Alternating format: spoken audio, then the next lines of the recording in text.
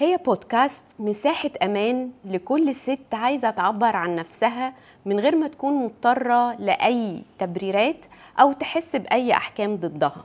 هنكون معاكي كل يوم خميس الساعة 7 بتوقيت القاهرة على يوتيوب، سبوتيفاي، أنغامي، أبل بودكاست وبلاتفورمز تانية كتير، عشان تشوفي وتسمعي حكاية ست شبهي وشبهك قررت تشارك معاكي المسكوت عنه. لو عايزة تحسي انك متشافة ومسموعة، ما تنسيش تعملي سبسكرايب ولايك وتتابعينا. اهلا بيكي في حلقة جديدة، وهي بودكاست في الموسم الاول عن الحدود والحواجز. وزي ما بنقول كل مرة، الحدود والحواجز بتلعب دور رئيسي في رحلة وحكاية كل ست، يا بتكحلها فتحليها يا تكحلها فبتعميها. النهاردة الحدود والحواجز هياخدونا في رحلة مختلفة، رحلة مع خرافة اخترعوها اسمها البيرفكت وومن أو الست البيرفكت، ودي حطت على كل الستات التوقعات من المجتمع ومن البيت ومن الشغل ومنها نفسها لنفسها، خلتها طول الوقت منهكة وبتتصرف بشخصية غير شخصيتها. بتلبس ازاي وبتاكل ازاي وبتشرب ازاي وبتشتغل ازاي وبتتكلم ازاي، وامتى تقول وامتى تقول لا، وايه كمان اللي المفروض عليها تستحمله حتى لو هي مش قادرة. في ستات تانية قررت ان هي تخرج بره السكريبت اللي المجتمع كتبه، ان هي تبقى ست وبس. واهم حد معانا النهاردة وهتقدر تكلمنا عن هذه الخرافة ضيفتكم نهال رجب. ازيك يا شيماء؟ اهلا بيكي، عامله ايه؟ المقدمه الحلوه دي. ثانك يو فيري ماتش. عامله ايه؟ ثانك يو سو ماتش. انا تمام الحمد كله لله. حلو؟ اخيرا اخيرا الحمد اخيرا لله. اخيرا. طيب بصي يا ستي، احنا هنا بنتكلم من القلب للقلب، يلا بينا. ماشي؟ فانا مش هقدمك اللي انت عايزه تعرفي المشاهدات والمستمعات عليه عن نفسك. يلا بينا. طيب بناء على المقدمه الحلوه قوي دي هنبعد عن كل الرسميات ونقول انا واحده قررت ابقى نفسي. حلو قوي. نهال رجب وقررت ابقى نفسي. حلو. نفسي دي عامله ازاي؟ مش عايزه اقول انا بشتغل ايه او الشغل جابنا لغايه فين، بس كان part of the package، يعني هو من المنظومه اللي بقيت النهارده فيها بعد الوعي وبعد رحله الوعي. حلو قوي. ببساطه نهال رجب. حلو. نهال رجب بقى ليه بقت ضد فكره البيرفكت وومن او الست البيرفكت؟ يعني ايه بيرفكت وومن؟ يعني ايه صحيح؟ قولي لي بقى. مين اللي حطها؟ يعني مين اللي يعني حطها؟ ايه المراه المثاليه؟ يعني مين خلاها مثاليه؟ مين تفتكري؟ ويعني ايه؟ ما هو ده مهم. طب ما تردي على سؤال. ايه التعريف بتاعها؟ انا نفسي مش عارفاه. مش عارفاه. المرأة مثالية بالنسبة لمين؟ بالنسبة لك انتي ولا بالنسبة يعني بالنسبة لنفسك ولا بالنسبة للمجتمع؟ انا لا اؤمن بالمثالية لو بتسأليني. اصل لو يعني انا عايزة ابقى مثالية في نظر نفسي، فهعمل اللي بحبه. حلو قوي. اللي مرتاحه له وابقى مرتاحة مع نفسي. ده بالنسبة لي المرأة المثالية. هو ده. لكن بالنسبة بقى ان انا اعجب المجتمع، طب ما هتفضلي طول عمرك في ضغط واحتراق ذاتي، وعلى طول مش هتبقي مبسوطة. حلو. ولا هتوصلي. اكيد. مش هتعجبي. لان طول الوقت هيطلبوا منك اكتر، ومفيش حد هيتفق عليكي. حلو. طب اعمل كده في نفسي ليه يا جماعة؟ ليه بقى؟ طب خسي عشان مين؟ عشاني ولا عشان الميث اللي المجتمع حطينا فيها ان البيرفكت بادي؟ لا، لو عشان نفسك اعملي اللي انت عايزاه. اعملي عمليات تجميل، سافري، خسي، تخني، اعملي اللي انت عايزاه. عشان الناس لا، محتاجين نتكلم بقى. ايوه يلا بينا بقى نتكلم. يلا بينا محتاجين نقف ونتكلم. يلا نتكلم. ليه؟ عشان تفتكري جت منين؟ لانه دي صوره مرسومه للستات، وفي ستات بيعتبروا انه دي يعني صفه من صفاتهم. طيب خلينا نقول ان المجتمع والتربيه كان ليهم دور في النشأة، والضغط المجتمعي كان ليه الصوره دي عن الستات، ان الست لازم تبقى 15 20 حاجه وبيرفكت وبرده مقصره. مش هينفع تبقى محققه طبعا، رغم ان هي محققه يعني بس برضه مقصره. ست البيت انا شايفه ان هي محققه اكتر من المراه العامله. الست يعني ما عندهاش بريك 24 ساعه، هي بتشوف مع نفسها. طب لما تبقى بتشتغل بتبقى بتحاول تساتسفاي هنا وهنا وهنا وهنا وهنا. طب انا عايزه احقق ذاتي. وانتي فاكره لما تحققي ذاتك هتنفعي في البيت، وانتي فاكره لما هتنفعي في البيت هتنفعي في الشغل. لازم ليه يا جماعه؟ طيب ليه كده؟ ده الضغط المجتمعي. وكمان يبقى شكلك كويس وتعرفي تتكلمي. طبعا. بالنسبه لمين انتي عايزه تبقي ايدول؟ لمين؟ اهم حاجه عندك ايه؟ ولادك. صح. لو انت حققتي ده انت زي الفل، تخيمي بقى وتبصي يلا بقى واحنا كده محققين ومبسوطين و100% ومش عايزين حاجه من الدنيا. دي الحاجه الوحيده اللي ممكن تعمل لها حساب، لان هم هيكتسبوا الصفات من مين؟ من نموذج حي قدامهم. وانت النموذج بدل قررتي تبقي بيرنت، قررتي تبقي من الاباء اذا كان اب او ام. احنا بنتكلم النهارده عن المراه، فقررتي تبقي ام، فانت عليكي مسؤوليه ان انت نموذج للي جاي الدنيا ده مش عارف حاجه وبيتعلم منك. ده الحاجه الوحيده اللي تعمل لها حساب. غير كده بصراحه ده ضغط مجتمعي المجتمع حطه علينا، ان لازم تبقي وتبقي وتبقي وتبقي يا اما مقصره وبرده مقصره. فخليكي نفسك. حلو. زي ما انا قلت كده في الاول، بما انك بداتي مقدمه اللذيذه دي واديتيني فكره ان انا ما اقولش اي حاجه، انا النهارده بمثل نفسي نهال. حلو. بس كده. طيب نهال اتكلمت عن كذا حاجه، عن الامومه وعن المجتمع وعن ادوار. خليني بقى كده اسالك عن نهال. في حاجه كده بنسميها الهيدن بريشر او الضغوط المستخبيه اللي بتيجي من براكي، من الولاد ومن البيت ومن الشغل ومن المجتمع. مش طبعا. هنقدر نخرجه بره الحسبه. ده جزء من حياتنا. هل في يوم ما الضغوط دي تحولت هنقول ايه، حاجز في حياة نهال؟ طبعا. ما هو احنا مش بين يوم وليله نصحى عندنا وعي. ما احنا جزء من المجتمع ده وتربينا فيه. مريت طبعا بالرحله دي ومريت بالتحديات دي، ومريت ان انا تايهه مش لاقيه نفسي في فتره ما من حياتي. انا بقيت الناس اللي الناس عايزيني اكونه عشان اعجب. اوكي.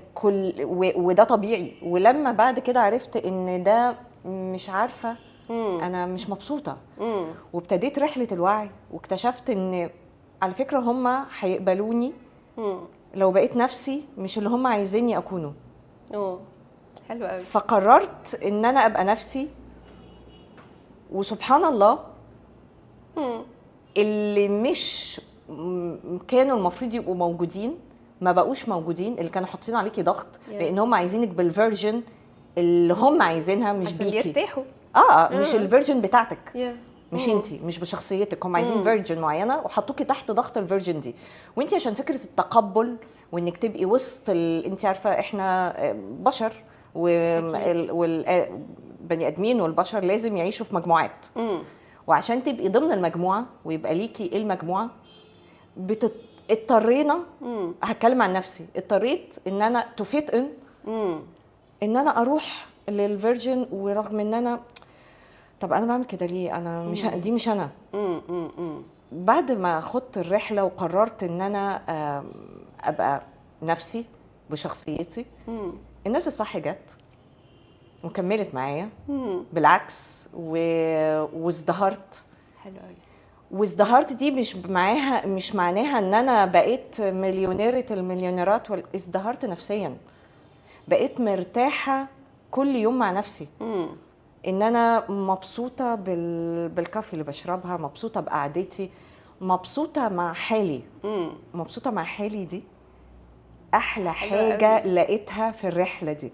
انتي اصلا وشك نور وانتي شفتي؟ بتقولي أيوة. مبسوطة مع حالي. انا قبل كده ما كنتش اعرف اقعد مع نفسي شوية، بقيت اعرف اقعد واخد مع نفسي، وبقيت مبسوطة وانا معايا، لان بقيت انا، حلو قوي. ما بقيتش هما. لان كمان كانوا هما مش هي ولا هو. لانك عشان تقبلي في الترايبس دي فبتضطري انك ترضي ده وترضي ده وترضي ده على حساب نفسك. فانتي هويتك ضاعت صح وسطهم. انتي بقيتي حته من ده وحته من ده، فانتي مين فيهم؟ ولا حد. انتي في الاخر مش حد. فلما قررتي انك تبقي بهويتك، والله انا بجد انا حبيتني واقتنعت بيا وحاسبتني وقعدت عارفه اللي هو خلاص بقينا ناخد وندي مع بعض عشان نبقى كويسين. وفعلا اكتشفت انك لما تبقي مبسوطه مع نفسك الناس بتبسط معاكي. it's يعني كارما، وباي ديفولت بتبقى الفايبس بتاعتك مرتاحه. انت مرتاحه جوه حالك، مرتاحه مع نفسك، مرتاحه مع حالك. فالناس لما بتقعد معاكي شايفاكي بحقيقتك، فمرتاحين معاكي. يعني انت مفيش ماسك بقى، مفيش الكلام ده. يعني انا يا جماعه كده تمام. طيب حلو قوي. كنتي شايفه نهال ازاي وهي قبل رحله الوعي، لما كانت هم مش هي؟ ما هي ما كنتش عارفه. ما كنتش شايفاها اصلا. ما هو لا. وانتي هناك لسه ما مرتيش بالوعي، انت ما بتبقيش عارفه انك في مشكله. انت بتبقي فاهمه ان انت تمام، بس مضغوطه طول الوقت. انت مش عارفه الضغط ده جاي منين، بس انت على طول مضغوطه، على طول اوفر ثينكينج، على طول في ستريس، على طول على طول على طول، وانت مش عارفه طب مين اللي حطه عليا.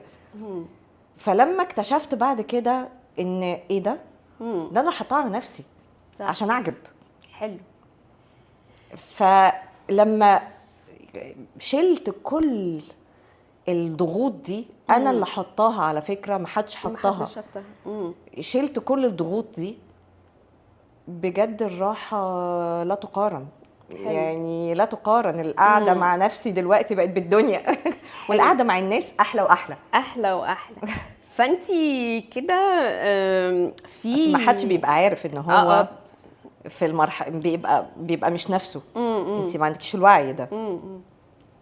ما بتبقيش عارفه، بس بتبقي مضغوطه واكتئاب. عارفه بقى الان ان اوف اكتئاب، وبيقولوا مرض العصر والكلام ده. طب مرض العصر مين اللي حطه علينا؟ سوشيال لايف، سوشيال ميديا، ذا ميث اللي احنا بدأنا بيها الحلقه، الضغط المجتمعي حطه علينا، انك لازم تعملي ولازم فانت بقيتي بتاخدي من هنا ومن هنا. ما انت واحده جايه بيضه للدنيا كده وبتكتسب سبونج. صح. فاللي حواليها بيقولوا لها عشان تبقي بني ادم كويس لازم تبقي ولازم ولازم ولازم. فبتبتدي بس انت بتحسي انك تعبانه، مضغوطه، عندي اكتئاب. ده بقى مرض. الثيرابيست دلوقتي يعني احنا عايزين نشتغل معاهم. ايوه يلا. البيزنس بقى رهيب. ليه؟ عشان الميث اللي احنا ماشيين وراها دي. بس رحله الوعي فيها بروس اند كونز. اديني بقى، قولي لي بقى، قولي لي بقى. وانتي ادرى مني، ده انتي بقى اللي تشرحي. لا انتي اللي ادرى بنهال. بصي يا سيدي، يعني انا سمعت في مره من المرات كنا بنتكلم عادي في جروب، وكان جروب فتنس مش حاجه، بس الكلام خدنا. فسمعت واحده بتقول انا بلعن الوعي. واو. فقلنا لها بصي انا فاهمه ليه. الوعي بيجي باختفاء اشخاص من حياتك، ده لازم. كده ده اساسي. ده لازم هيختفوا. هتخسري الاشخاص دي. بس لما تفهمي انت خسرتيهم ليه ما بتبقاش خساره. يس. لان هم كانوا بيتعاملوا مع شخصيتك، القشره اللي انت، الماسك اللي انت لابساه، القشره اللي بره، مش شخصيتك الحقيقيه. صح. فدول مش الناس بتوعك. الناس بتوعك هيقبلوكي بالحقيقه بتاعتك، بشخصيتك. صح. رحله الوعي ده البروس اند كونز.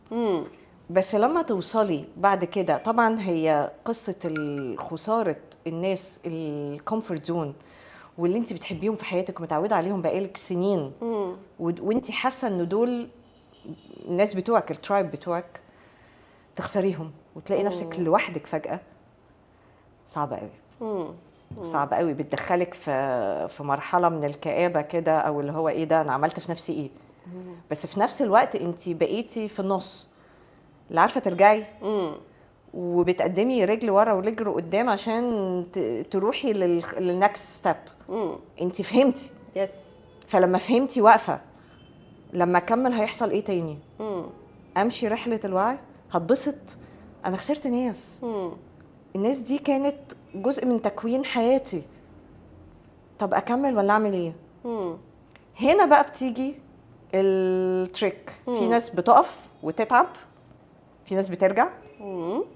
بس لما بترجع ما بتبقاش مبسوطه لانها فهمت خلاص بقى. وبتبتدي تشوف الباترنز، النيجاتيف باترنز اللي حواليها، فبيحصل خناقات كتير جدا. انا بقيت فاهمه، بقيت حاطه باوندريز. يس. ما كنتش حطاها قبل كده. فالباوندريز لما اتحطت، لو فعلا الشخص اللي قدامي واعي وقابل نهال، مش قابل المثل، هيأكسبت الباوندريز وهيرسبكت، بالعكس وهيشجع عليها كمان. كملي انا سامعاكي. هو السؤال جاي بس انا هقوله، بس كملي. لما بتروحي للنكست ستيب بتحبيها اكتر، بتحبي الرحله دي. بس لما بتخرجي من عنق الزجاجه اول ما بتفهمي، بتروحي للنكست، بتبتدي تحبيها. ايه ده؟ طب انا عايزه اكمل. ما طلعت حلوه اهي. ما طلعت حلوه. ايه ده، انا عايزه اكمل. ايه ده، بقيت I notice the negative patterns easily.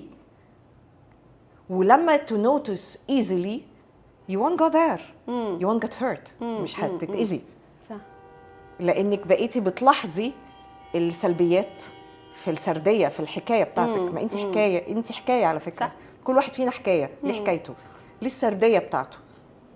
طب انا الناريتيف بتاعتي والسرديه بتاعتي كان مكتوب لها ده، وانا قررت ان انا ازق معايا فزقيت وطلعت نفسي من الحته دي.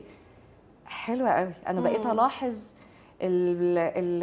الباترن دي والحق نفسي قبل ما اتاذي. حلو. مش معنى كده ان انا مش هتاذي. احنا عايشين على الارض هنا عشان نتعلم من اخطائنا.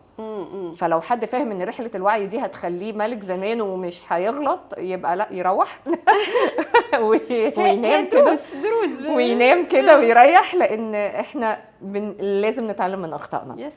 ولغايه ما نموت لازم نفضل نتعلم طبعا، ومن اخطائنا برضه. مش معنى كده انا بغلط وانتي بتغلطي لغايه النهارده، عادي جدا.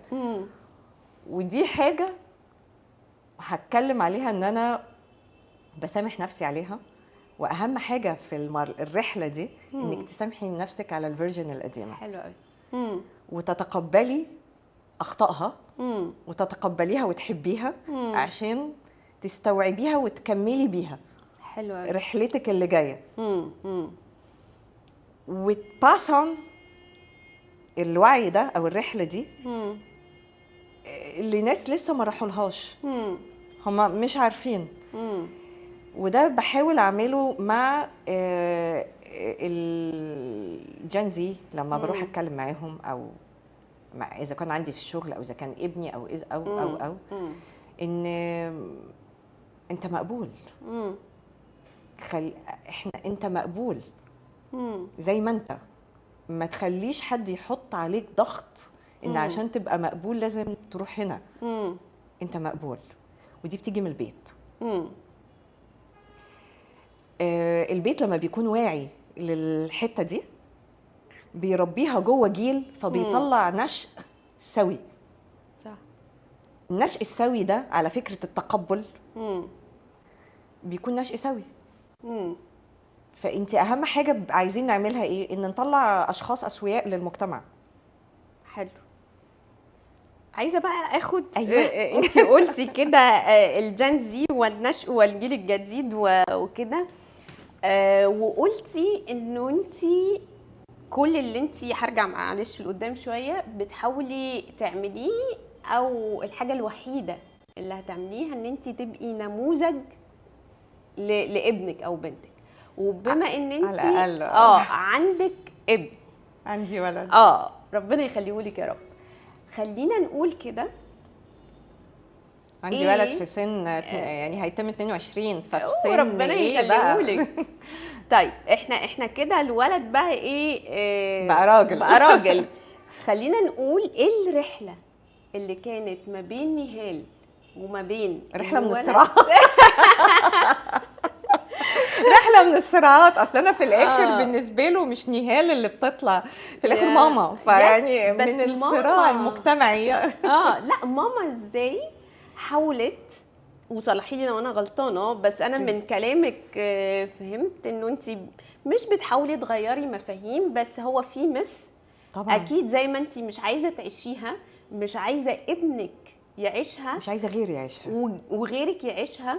فانا فكرت في انه ابنك جندر او نوع مختلف، فهو ازاي نطلع هذا الجندر المختلف راجل وليس ذكر، بيحترم الست زي ما هي، ما عندوش منها اي expectations وهيقبلها زي ما هي من غير ما يطلب منها انها تكون مثاليه. طيب احنا عندنا نتكلم على المجتمع بتاعنا. مش المجتمعات بتاعتنا طلعت الست في المطبخ. يعني هي مكانها جنب البوتاجاز. ايوه. لا لا هي مش مكانها جنب البوتاجاز. هي كتر خيرها لو عايزه تعمل ده يبقى شكرا. فلو انا عندي ولد ابدا بنفسي، فمن صغره انا مش معنى كده ان انا كنت على طول الخط صح معاه، غلطت طبعا وبعتذر. اذا كان يقبل او ما يقبلش دي حاجه ترجع له، دي شخصيته. بس بنعمل اللي علينا. يعني كتير جدا بقول له بكره تفهم قصدي او تستوعبه، بس بعمله. لو غلطت اعتذر، لا انت ما كنتش فاهم قصدي، بس لو ده اللي وصل لك مني انا اسف. دي اول حاجه عشان نطلعه ايه تمام. يبقى المنظومه عنده ما فيهاش خلل على قد ما اقدر، ما انا برضو بغلط، انا بشر. طيب انا عايزه اطلعه بقى ان هو ما عندوش الميس اندرستاندينج ده والميث بتاعت ان لما الست مكانها حاجه معينه. لا اغسل مواعينك، احنا روميتس حلو في البيت. اغسل مواعينك، اغسل هدومك، بيشغل غساله، ومهندس وناجح وراجل وبيشتغل وبيعمل كل حاجه. دي ما تقللش من دي. امال هيعيش لوحده ازاي؟ ما هو مش هيفضل عايش مع ماما طول عمره، وهي مش هتيجي تاخد دور ماما. لو ده اللي هيحصل يبقى احنا بننقل صوره مشوهه للجيل ده. خلينا نتكلم بصراحه. ايوه احنا يلا. بقى نسبه الطلاق بقت قد ايه دلوقتي بسبب التشوه ده؟ عالية جدا. صح كده؟ ليه؟ لان الجيل بتاعنا اكتر جيل مظلوم. جيل مش عارف يبقى زي جيل اهاليه اللي تمام وراضيين بالصوره دي، وجيل بقى واعي جدا فرفض الصوره دي. انا بتكلم رجاله وستات على فكره. التقبل كان شيء صعب جدا في الجيل بتاعنا. طيب نعمل ايه احنا بقى عشان مرينا بالمشكله دي؟ نحسن اللي طالعين طيب على قد ما نقدر. ايوه. ما تقوم انت تعمل انت كوبايه الشاي، هي لو عملتها لك كتر. عايزين تساعدوا بعض، دي بتاعتكم، دي حياتكم، لكن ده مش واجب عليها. ما حدش قال واجب عليها. هاتيلي اي آية في الأديان كلها أو أي إحنا مجتمع هو اللي حط الصورة دي. طيب ولو اشتغلت مقصره، مين اللي قال كده؟ عادي. طب ما انت بتشتغل. صح. لما هو جرب اشتغل وبيعمل اكله عشان بيحاول يحافظ على جسمه، بياخد باله من جسمه وحياته، وبيحاول يقرا وينزل وبيدرس، وقائم بمهامه في البيت كأنه شخص عايش في البيت. ليه؟ عشان انا بأهله انت لو عشت لوحدك تعرف تعيش، ولو عشت مع حد ما تبقاش ضغط، ما تبقاش لود، ما تبقاش ضغط عليها. هي لو عايزه تعمل ده يبقى ثانك يو، انتوا شركاء، انتوا بارتنرز. حلو قوي. لازم تبقوا بارتنرز عشان تبقوا اسوياء، عشان الحياه تكمل. لو فهمنا الجزئيه دي بنات وولاد، صح، هو بيبقى عارف مسؤولياته، ان هو المتكفل وكذا وكذا وكذا، ماشي، ده طبيعي. وهي بتبقى عارفه مسؤولياتها، بس مش اوردر، مش قانون، لا دي مشاركه، حياه بنشارك فيها بعض. مفيش حاجه اسمها ان انا عايش في البابل بتاعتي انت مش حاسه بيا، مفيش الكلام ده. ما هو ده اللي بيخلق عدم التفاهم، وبيؤدي لانفصال، وبيؤدي لنسب الطلاق والحاجات دي. طب احنا عايزين نعالج يا جماعه، عايزين الجيل الجاي والنبي ما يحصلش فيه النسبه دي، عايزينهم يبقوا مبسوطين.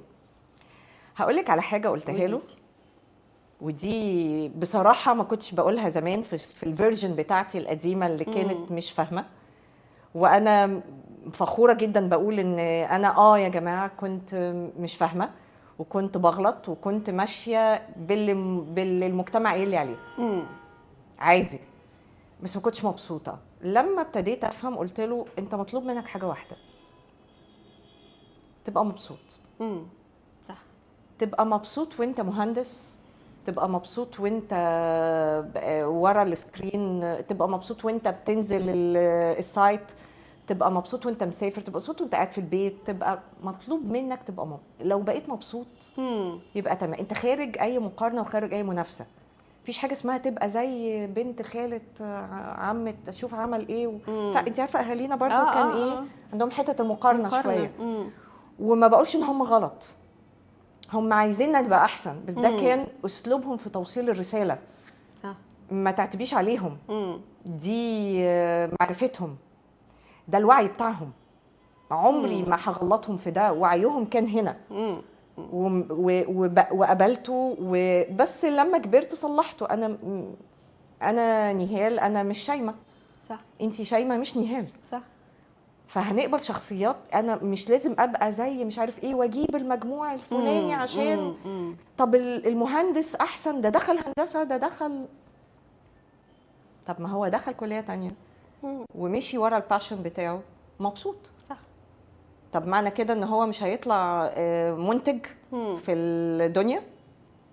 اكيد بدل عمل التخصص ده في الدراسه ليه فايده، يبقى في فايده. صح. بدل عمله انه يبقى في المكان الفلاني ليه مكانه برودكتيف برضو، منتج وليه فايده في المجتمع، بيأدي الجزء بتاعه ويحترم. فدي الحاجه الوحيده اللي طلبتها منه بعد ما الوعي. ودايما بكتبها، وهو دايما بيزعل بقى ما تكتبيش على السوشيال ميديا والحاجات دي. دايما بقول لو بقيت مبسوط وراضي ومرتاح وخارج اي منافسه ومقارنه، انت تمام، انت عملت اللي عليك وزياده، انت مش مطلوب منك غير كده. واعتقد وده شاركيني فيه، ده مطلوب من الطرفين. طبعا طبعا، الولد والبنت، لان البنت عليها ضغط مجتمعي دلوقتي بطريقه مش طبيعيه. عشان كده بنطلب من الجندر التاني اللي هو بيمثله ابني وشركاء ايوه ان ما تبقوش مع المجتمع، مع وجهه او الاتجاه المجتمعي الخاطئ. تعالى بقى افهمك، ما تمشيش وراه. لما تيجي تختار وتيجي تشارك وتيجي تقعد مع الناس، تحترم كل اللي موجودين وتشارك. لو قمت جبت الحاجة مش غلط، لو قمت عملتها لنفسك وليها مش غلط، لو قمت عملت ده وشاركت مش غلط. مفيش حاجة اسمها ده الراجل وده الست ومفروض ما يقفش ومفروض يعمل طب هي ليه المفروض؟ انا ما اعرفش هو مين اللي قال لها المفروض. مفيش مفروض مين قال هي المفروض تقف قدام الغساله والبوتاجاز والمواعين؟ فيش. صح.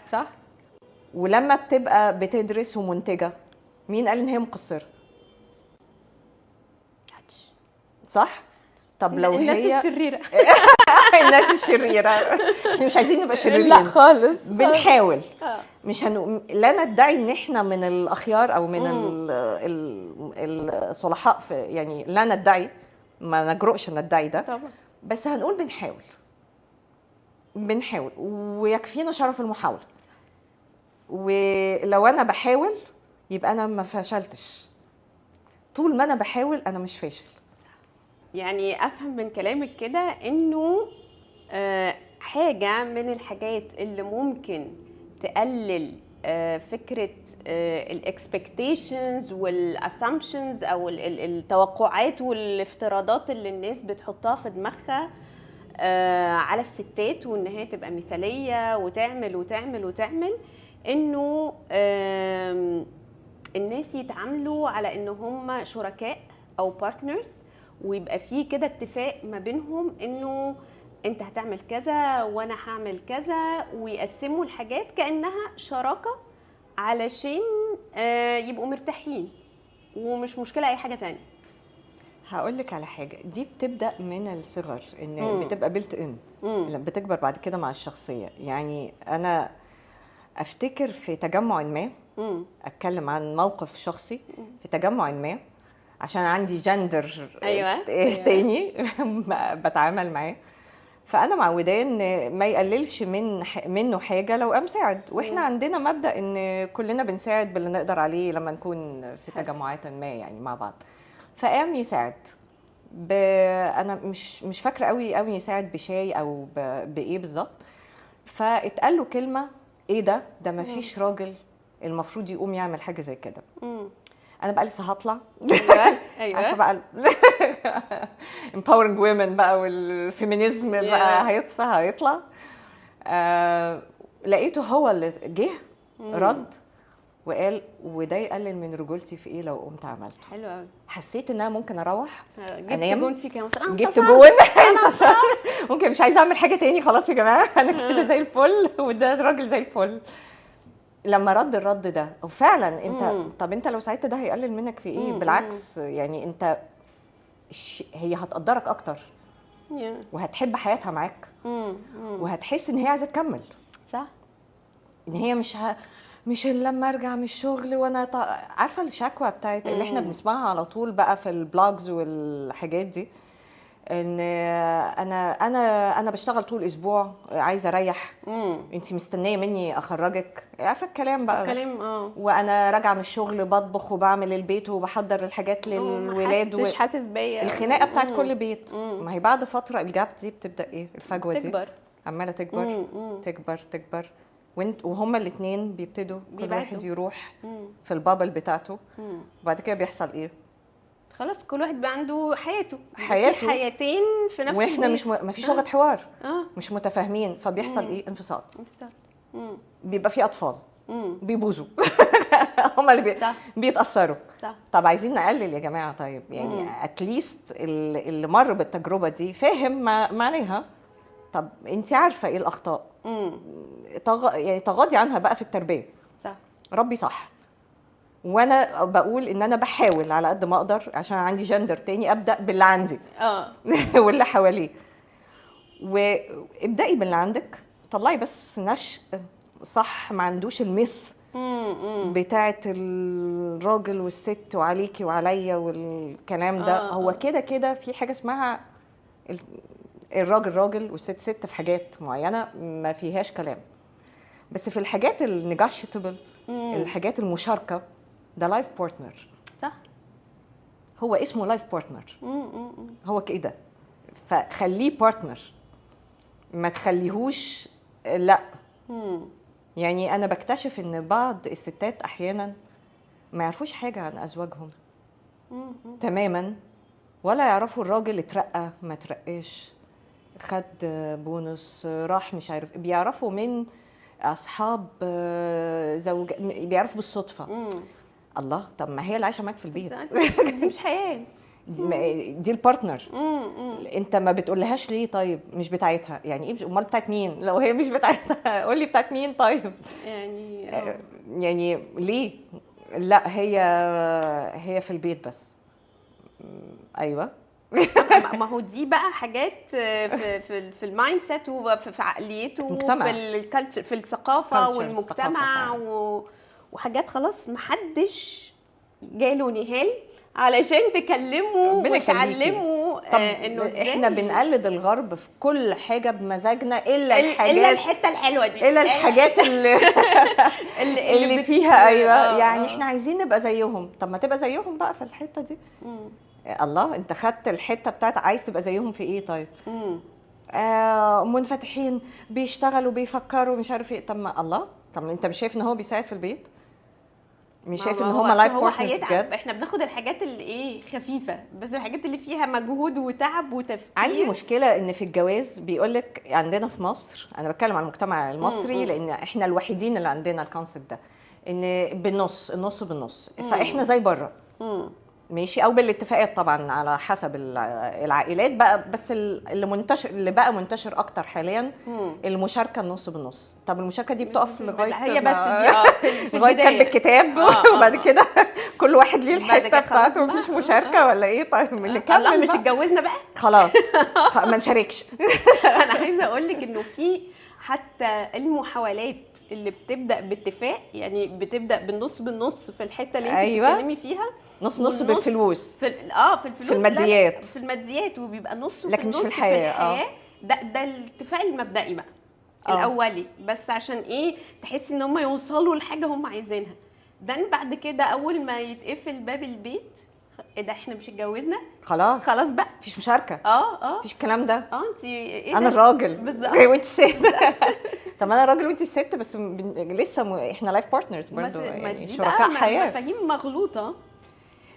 اعتقد ان دي بس متهيألي ان الاجيال دي مش طالعه زينا، طالعين عندهم وعي بس لسه عندهم ضغوط مجتمعيه تانية. دول يا عيني عندهم بقى صراعات تانية بيخوضوها لوحدهم، اصعب بكتير من عندنا نتاج الانفتاح العالمي اللي احنا فيه يعني.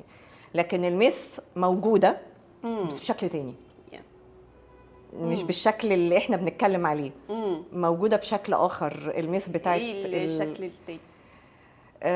البيرفكت وومن. في انت شفتي البنات دلوقتي بيبداوا البادي شيمينج من امتى؟ شفت البيرفكت وومن في حته معينه، ولازم اتكلم ولازم اعمل ولازم ابوست ولازم. ليه لازم؟ انت ده انت بتحبيه ولا مش بتحبيه؟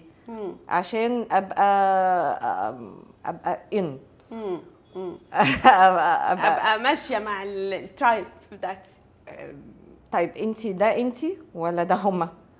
ما هي لسه بقى ما مرتش ما يا حبايبي هما بجد بجد بيصعبوا عليا في الحته دي قوي. يعني بتلاقي واحده، انا كنت اعرف بنت صغيره كانت اشتغلت معايا فتره فريش جراد، هي حاسه انها طول الوقت لازم تشتغل 24/7 عشان تثبت نفسها. لو ما عملتش كده يبقى فالبنت بتموت، بتيجي في فتره في احتراق ذاتي. طب انت عايزه تبقي على طول فالنتاج ده بقت في الاخر ما بتنتجش، فبقت بتاخد بانلتيز. ليه؟ لما قعدنا بقى نتكلم مع بعض قلت لها انت عارفه المشكله فين؟ المشكله عندك انك انا هعمل وانا هسوي وانا 24 ساعه افيلبل وانا لا مفيش، لا مفيش الكلام ده. مين اللي قال كده؟ كلهم بيعملوا كده. قلت لها ممكن تكون مشيت مع شخصيه ما انت شايفاها ماشيه، ولو ان مفيش حد بيمشي مع الكلام ده، بني ادم هو البني ادم في الاخر. بس لو انت شايفاه او هو مصور لك ده، راجعي نفسك. ممكن ما يكونش ماشي معاكي، صح. طب ما تمشي انت في حاجتك هتتبسطي. ايوه. طيب خليني كده هرجع بس السنه ورا عشان في سرحنا. لا ما احنا هروح ورا رجعت تاني يلا. عشان في حاجات بس راحه جايه عايزين ننكها ببعض. كنتي بتتكلمي على فكره انه رحله الوعي اعتقد انه هي كانت مش سهله زي ما انتي قلتي وفهمت من كلامك.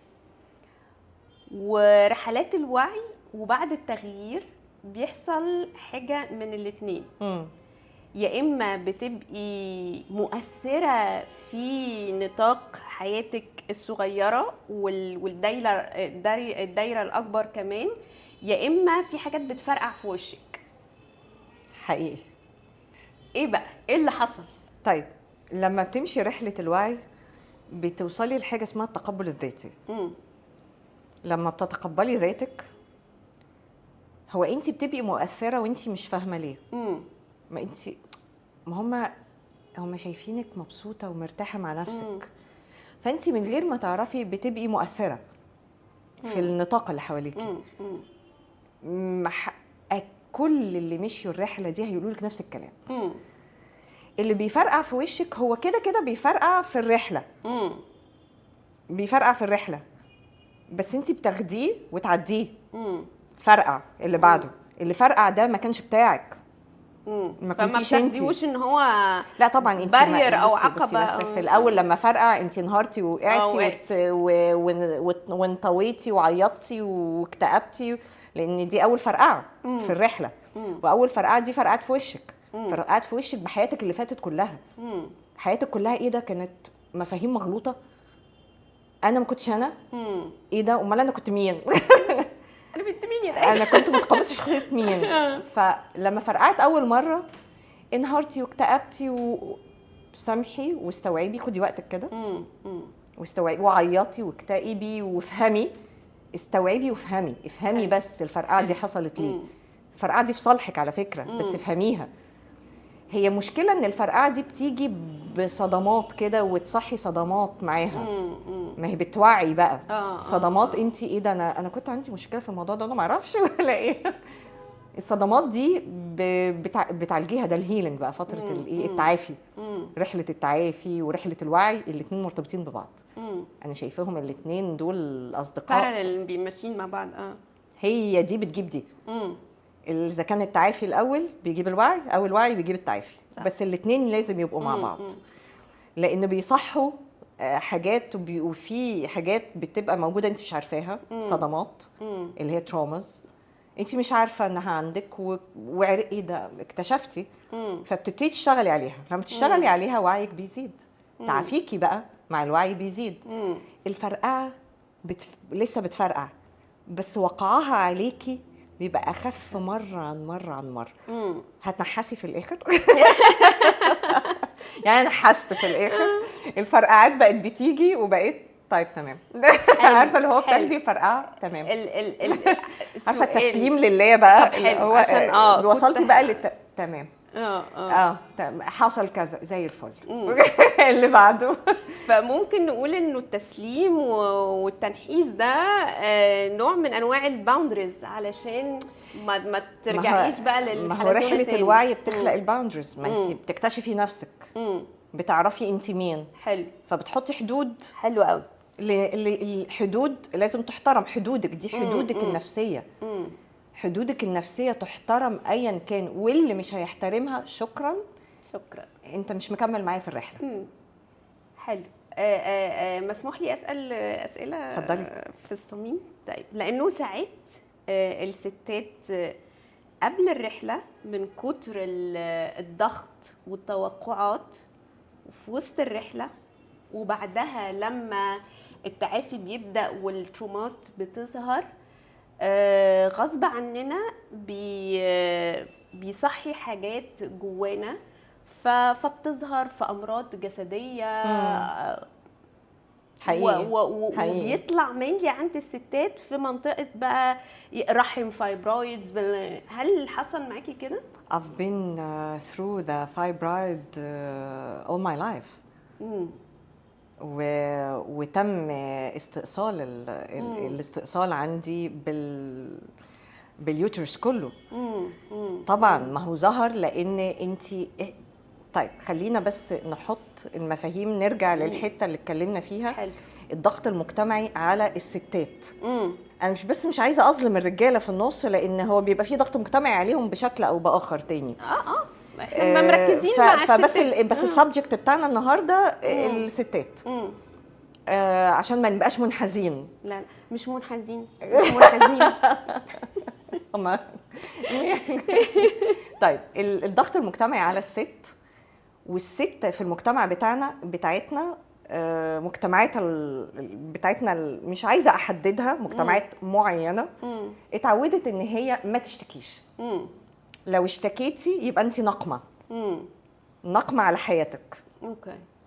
طب انا عايزه اقول ان انا متضايقه، انا مش مرتاحه، فبتبداي تعملي باتلنج اب، بتكتمي مشاعرك. صح. بتكتمي عشان بيقولوا لك ما ينفعش، عيب. ايوه عيب. ما هي الست المثاليه ما الست ما ينفعش تشتكي، ما ينفعش تقول انا ما ينفعش تحط عيب.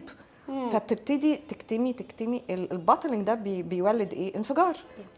طب ما هو الانفجار كل منطقه، كل عضو في اعضاء الجسم، صباعي، ايدي، ليه علاقه بالحاله النفسيه، بالمشاعر المكبوته، بمشاعر الغضب، مشاعر الفرح، مشاعر الحب، مشاعر كلهم ليها علاقه ببعض. احنا ربنا خلقنا كده. صح.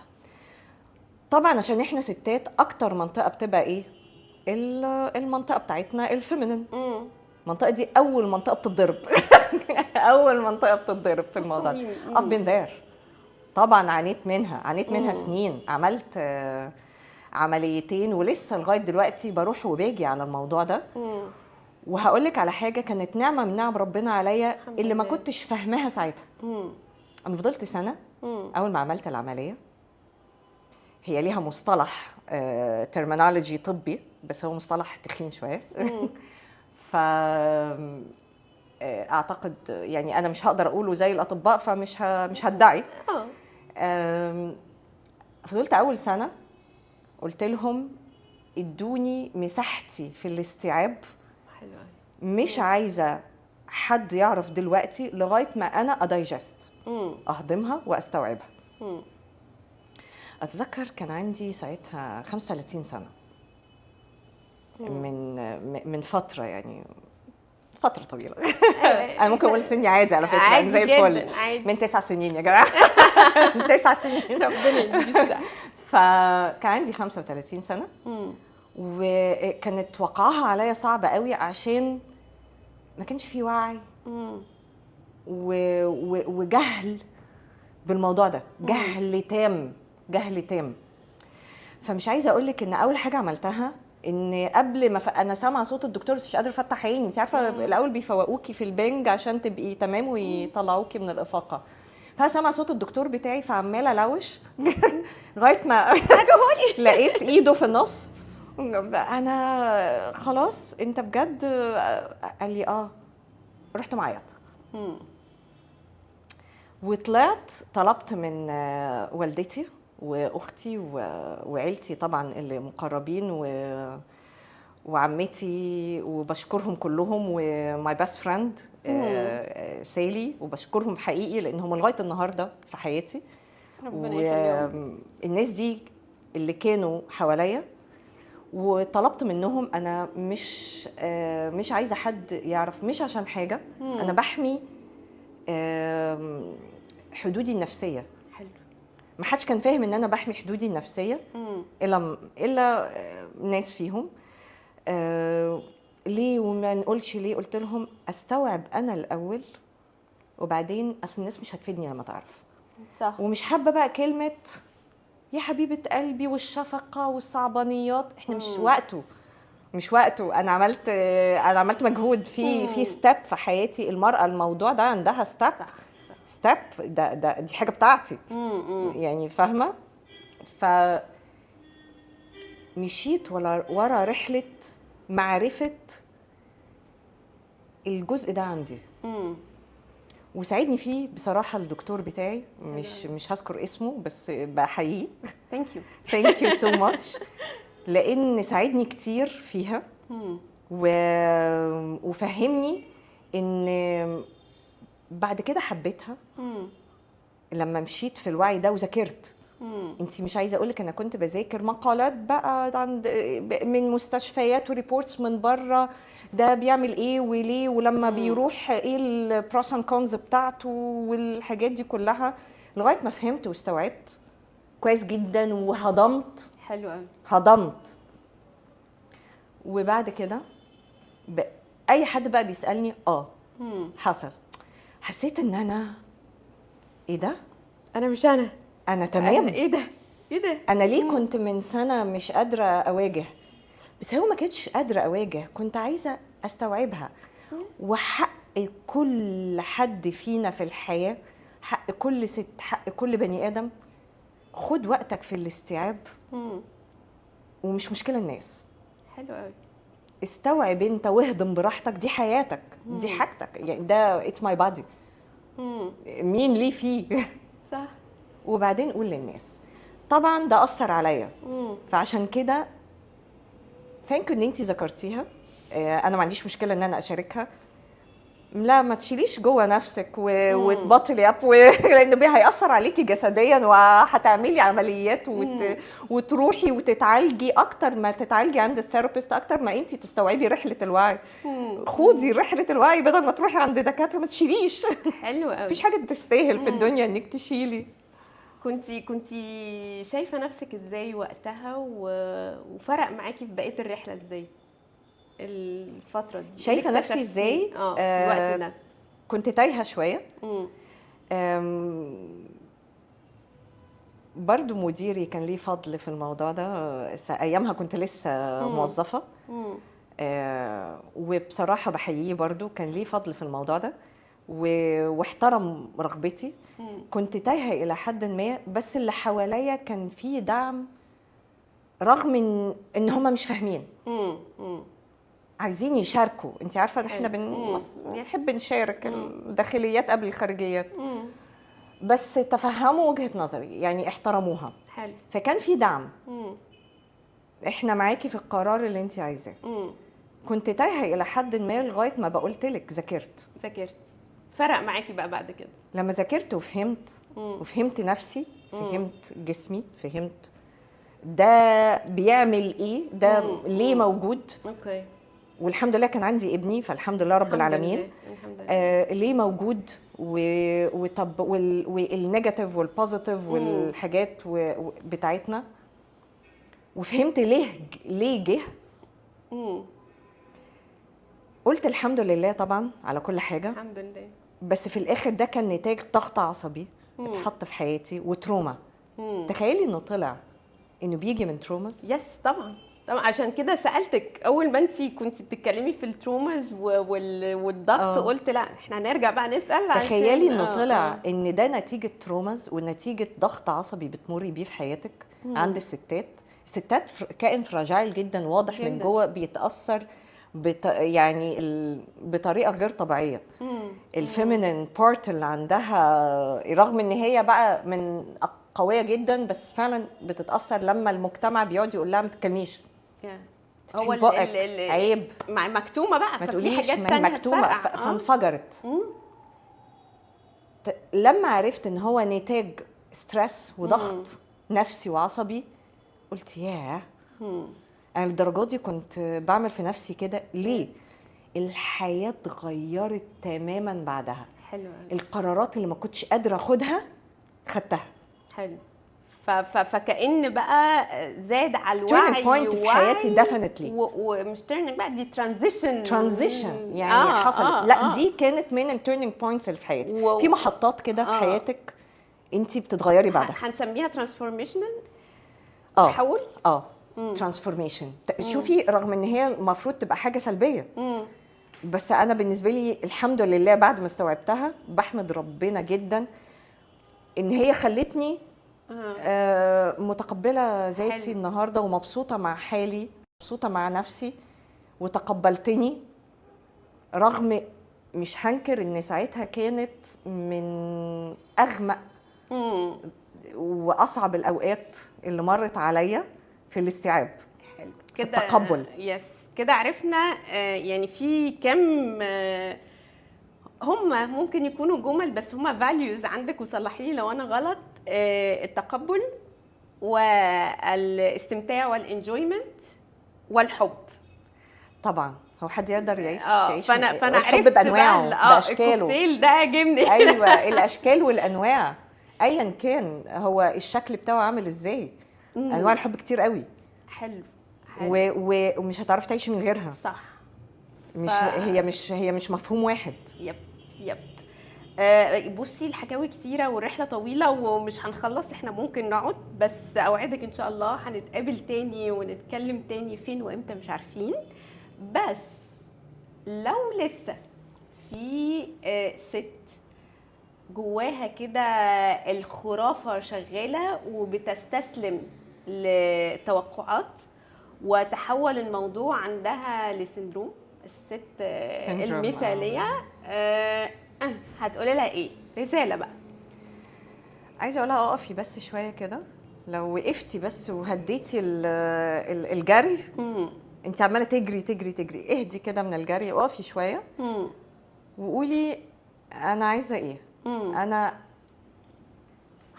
هتبسط ازاي؟ انا مبسوطه ازاي؟ لو عرفت هي بتحب ايه، طب هقولك على ميزه. اول حاجه تعرفها هي ما بتحبش ايه. صح. ولو عرفت هي ما بتحبش ايه وصلت ل 90%، وبعد كده تعرف هي بتحب ايه، هتبقى زي الفل. حلوه قوي. زي الفل. ومش هنحرم نهال من رساله من نهال ليها. هتقولي لنهال ايه؟ كملي. كملي انتي تمام بكل الوقعات والابس اند داونز، نقع ونقوم، واتعلمت ان المحاوله حتى بفشلها نجاح. صح. الفشل طول ما انا بحاول وبقوم تاني ده نجاح. صح. انا ما استسلمتش. فنكمل. كملي. هكمل. وميرسي جدا انا ميرسي لينا النهارده، وانبسطت كتير واتعلمت كتير، واتمنى انه كل مشاهداتنا الكرام يكونوا انبسطوا وتعلموا. الرحله لسه مكمله والحكاوي كتير، بس حكايتنا النهارده خلصت. لو عندك اي كومنت ممكن تسيبيه لنا، ولو في موضوع عايزه نشاور عليه اكتبي لنا، ولو عايزه ضيفه بعينها تكون موجوده معانا يلا بينا، مستنيه ايه. وشكرا.